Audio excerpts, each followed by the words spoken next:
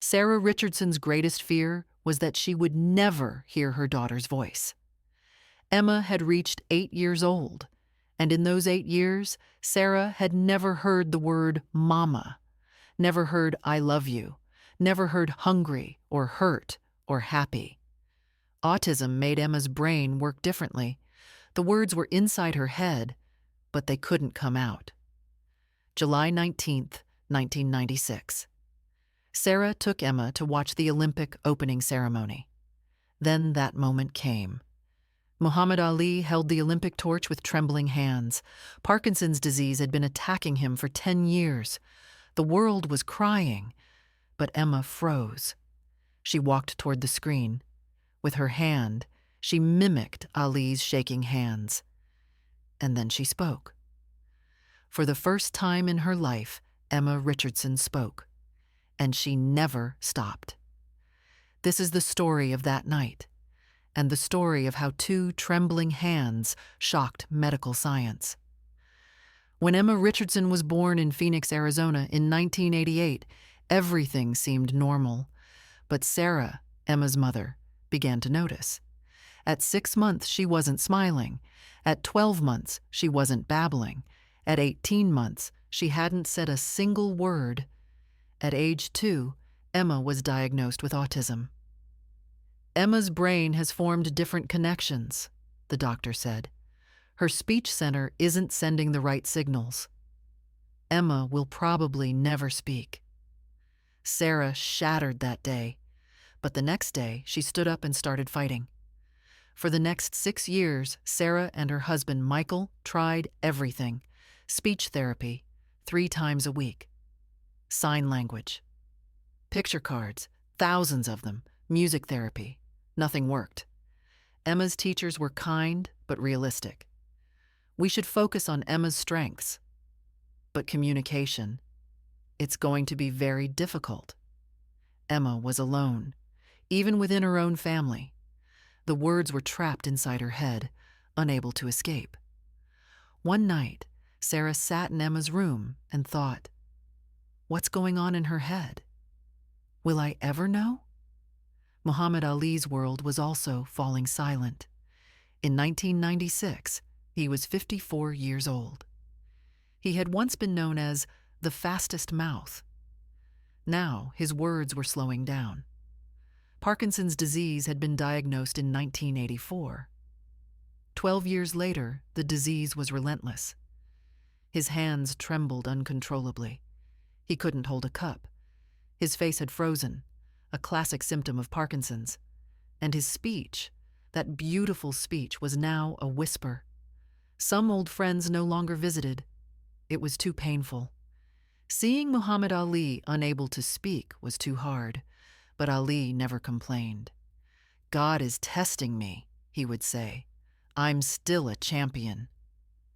In early 1996, Ali received a phone call from the International Olympic Committee. Would you like to light the torch at the Atlanta Olympics? Ali's eyes lit up.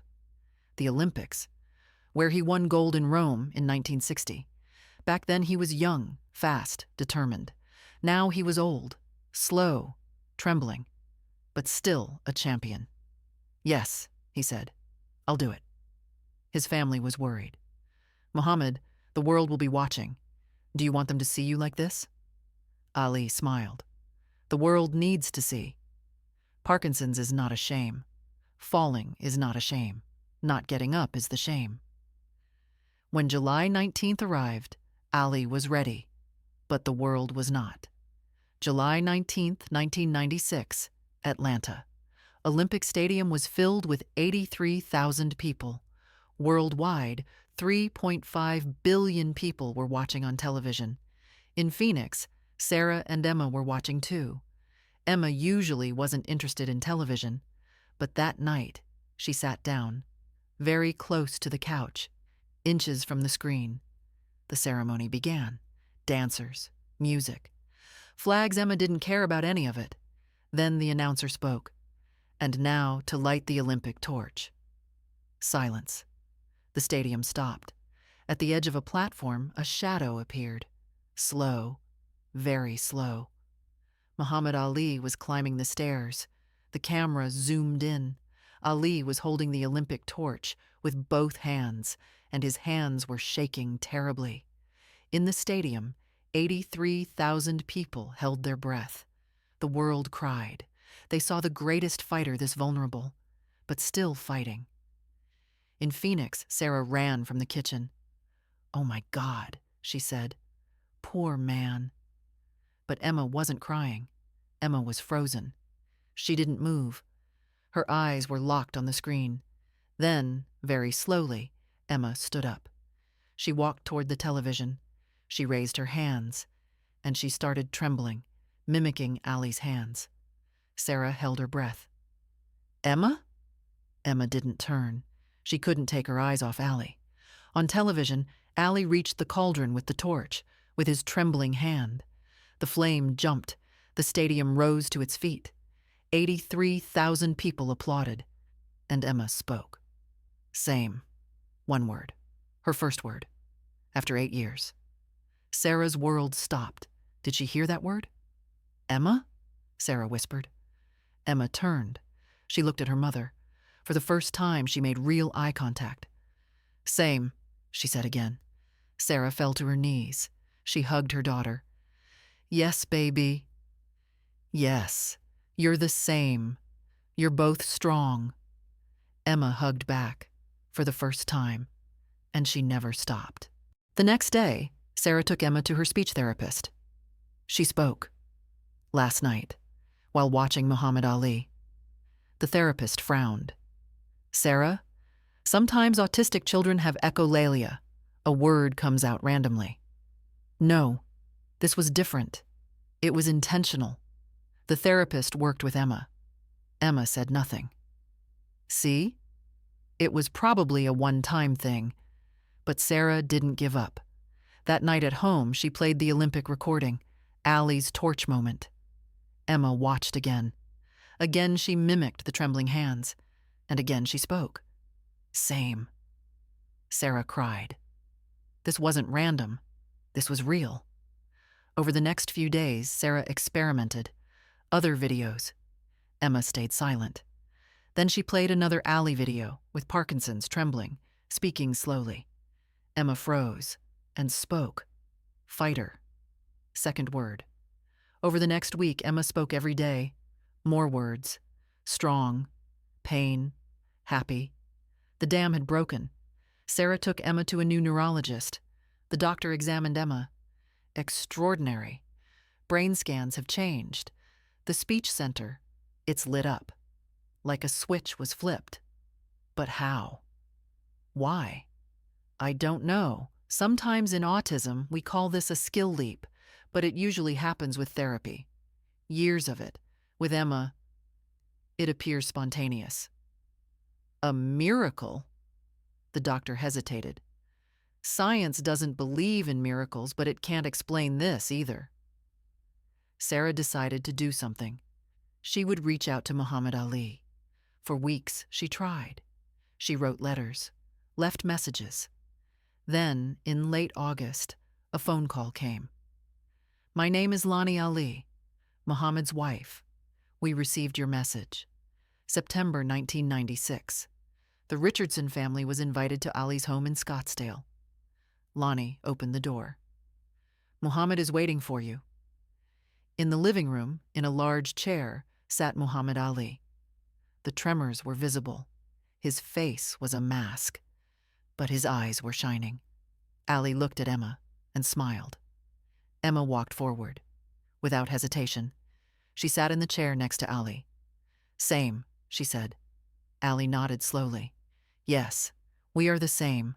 Sarah cried. These two people had never met, but it was as if they had known each other for a lifetime. Ali reached out with his trembling hand and took Emma's hand. Emma held back. Her hands trembled too, synchronized. "Strong," Emma said. "Yes," Ali said. "Strong." They sat for an hour. They spoke very little. They didn't need words. Before leaving, Ali gave Emma a gift, a replica of the Olympic torch. "Yours. Hold your light. Never let it go out." Emma took the torch. For the first time, she cried. Then Emma hugged Ali, and Ali, the strong Muhammad Ali, broke. He cried silently, because for years he had felt like a burden. But this little girl saw him differently, as her hero, and she had saved him.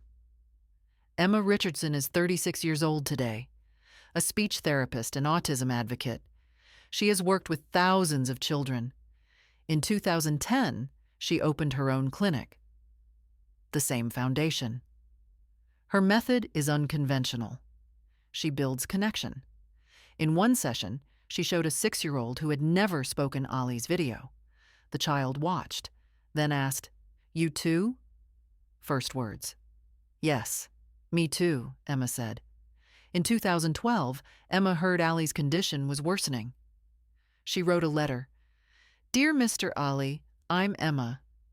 You may not remember me, but you saw me, and that changed everything. Parkinson silenced you, but even your silence speaks. It gives hope to thousands of children. Thank you." 2 weeks later, Emma received a package. Ali's 1960 Olympic gloves, and a note from Lonnie. "Mohammed read your letter. He wrote something. Emma equals champion. He wants you to have these gloves." June 3rd, 2016. Emma learned that Ali had died. The world was crying. Emma closed her clinic for a week. She sat with every silent child. She told them Ali's story. This man spoke the most when he couldn't speak. Silence isn't weakness. It's a different way of speaking. Today, the same foundation operates in 15 states, more than 50 clinics, thousands of children. In every clinic, on the wall, hangs the Olympic torch and Ali's photograph. Emma's patients ask, "Did you see Ali?" "Once, in 1996. "Just once?" "Yes. But sometimes one moment is enough. Sometimes just being seen is enough." Emma Richardson today helps thousands of children. Muhammad Ali died in 2016, but his legacy lives on, in lives like Emma's. True greatness isn't measured in fights. It's measured in the lives you touch. Ali never knew, but that night, with that trembling torch, he gave a little girl a miracle. And that little girl now gives miracles to thousands. Sometimes, a single moment, 2 trembling hands, can change everything forever. This story is based on true events from the 1996 Atlanta Olympics. Emma Richardson is a real person. Muhammad Ali's legacy continues.